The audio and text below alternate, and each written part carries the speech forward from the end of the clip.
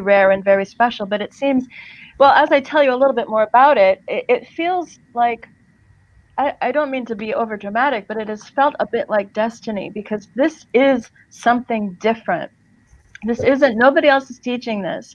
I mean, I've been, like a high performance junkie for most of my adult life, and I've done probably every kind of breathing technique that's out there. And I've never encountered anybody that teaches this except the person that I learned it from over 12 years ago. And so it is unusual. It really is different. It really is empowering. It really is special. And there's nobody left teaching this, because the person I learned it from was an older person who passed away. And this technique was just sort of living kind of like hidden in this tiny little ultra elite athlete community, for the last couple decades, and nobody's bringing it out. They want to kind of keep it secret. So either somebody brings this out and teaches it to the everyday person and helps them understand what they can do with this and how powerful it is, because it is so primally empowering. That is really the thing. It has a lot of different benefits. I've broken it down to, I think I'm up to 9 different use cases, but it is so primally empowering, and what an interesting time to be focused on bringing it out. So I'm very focused on this. I really do want to create a movement, a push breathing movement. And I just feel really passionate that this can change a lot of people's lives in a number of different ways. So this breathing technique will help a lot of different stuff, different problems like depression, anxiety, PTSD. Yeah. What else? Yeah, I can tell you. So I learned about it in the context of athletic performance. So it was over 12 years ago. I was a very, very serious, hardcore competitive ballroom dancer. And people don't really think of as ballroom dancers as being really very athletic, but in fact, they're right up there with martial artists and ballet dancers for the level of power and endurance and fitness that they require, because they're doing all of this, they're kind of pushing the limits of what the human body can do, and they have to, never let them see you sweat, is kind of the overarching rule. So you have to look very graceful while you're doing it. So anyway, I was an older dancer. I'm 56 right now, and I was 44, and I was trying to level up in a huge way within a very short period of time. Within one year, I wanted to go from a kind of like an average beginner level to absolutely competitive in my age range and in my division. And I did achieve that within that year. It was really just a banner year. I'll never forget 2008. But halfway through, I hit such a wall. My endurance just tanked. I was struggling so hard to get my breath. And I had befriended she was a world-class ballroom coach. To this day, she's at the top of her game, coaching some of the most amazing professional ballroom dancers in the world. And she was just my friend. She wasn't my coach. And I told her, I said, I'm really struggling. And she told me about a book that she had heard of. And I don't even think she had read the book, but she had heard about it. And it was out of print. It was from the 1980s. And it was called The Breath Play Approach to Whole Life Fitness.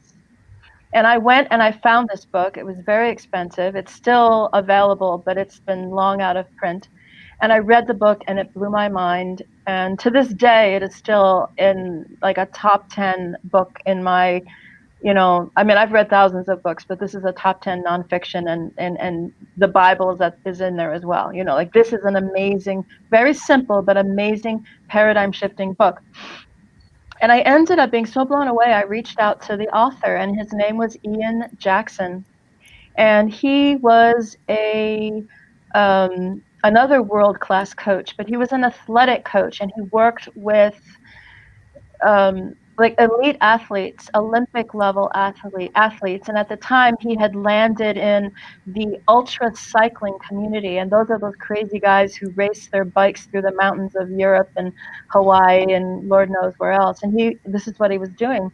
And he had discovered these certain principles about how to work with the breath again, years ago, like decades ago, and he had been trying to get this out, and the mainstream was completely not interested because he was a bit esoteric. He called us both exotics, right? We connected. We became very good friends. He became my breathing coach, but we became very good friends because we connected at this kind of esoteric level. And he wasn't able to really translate these techniques for the everyday person. So he was coaching these rarefied athletes, and he was trying to bring these these techniques into the Olympic training community. And he just got stiff-armed because the stories that he told were always that once the athletes got a hold of these techniques, they so radically upped their game and increased their competitive edge, like between 20, 25, 30%, that they didn't want to share the secret. I mean, who could blame him, right? Who Wow. could blame him, right? So he had kind of given up in a sense, like, he was coaching the people that wanted to be coached, and he was fascinated with what I was trying to do with it because he'd never coached a dancer before. Um, and that's how I came to it. So that was through increasing athletic performance. And literally the day after I had my first coaching session with him, I won my first place elite level competition the very next day. And it's not to say that it was like a magic pill and I was like, oh, that's like superhuman. It wasn't like that. I struggled the rest of the year. But I did become competitive at that elite level, and consistently from that point forward. 2 weeks later, I almost won in my division, which was very, very crowded at the Manhattan Down Sport Championships. And it just was an amazing year. So that's how I started. And he and I would talk a lot about the nature of the breath and how it was sort of like the gateway to consciousness. We would kind of talk about that type of a thing. And eventually, I mean, really within a couple of years after that, 2.5 years, he passed away. And it was a very, very sad thing. But I will tell you that learning about these techniques changed my life because I have used them almost on a daily basis for over 12 years. And I've taken it to the next level. There's a bit of a pedagogical lineage happening here, right? Where he was the master, hands down, but he passed his baton down to me. And I mean, I was aware of it, but I mean, I just was taking it in my own life and trying to squeeze whatever I could out of these techniques. And what I discovered were things that he and I never talked about. So, for example, you can use this special breathing technique to literally just burn away anxiety and stress. And so you can use the general techniques, but then I've also created some very specific techniques where you can triage it. You can really, really, really tackle something if you feel panicked or stressed or whatever that is. So it's great for anxiety and stress. It completely supercharges your energy, completely supercharges you. You can just become like a dynamo. And you can, yes, Gloria, you asked about some difficult emotions like depression, sadness, despair, grief. You can really use this technique to help yourself move through these difficult emotions because it evokes your will and it floods you with this life affirming life force, which uplifts your spirit and can give you heart again. So it's great for clarity. If you're overwhelmed, if you're frazzled, if you've got brain fog, if you need to supercharge your metabolism, it's great for meditation. Anybody that has a meditation practice, which I have on and off throughout my life for a very long time, if you want to go deep in meditation, do a very intense push breathing session. And when your energy comes down, you're going to go deeper than you ever have. Wow. I'll take a breath for a minute and let you digest some of it. That's amazing. That is a lot. Gloria, what do you think? Yeah, I had a question for that. Okay, so a person go with you and you start coaching that person. I know every single body is different. How a normal body, let's see, a normal Yeah. body would take with your breathing techniques to get like a shift.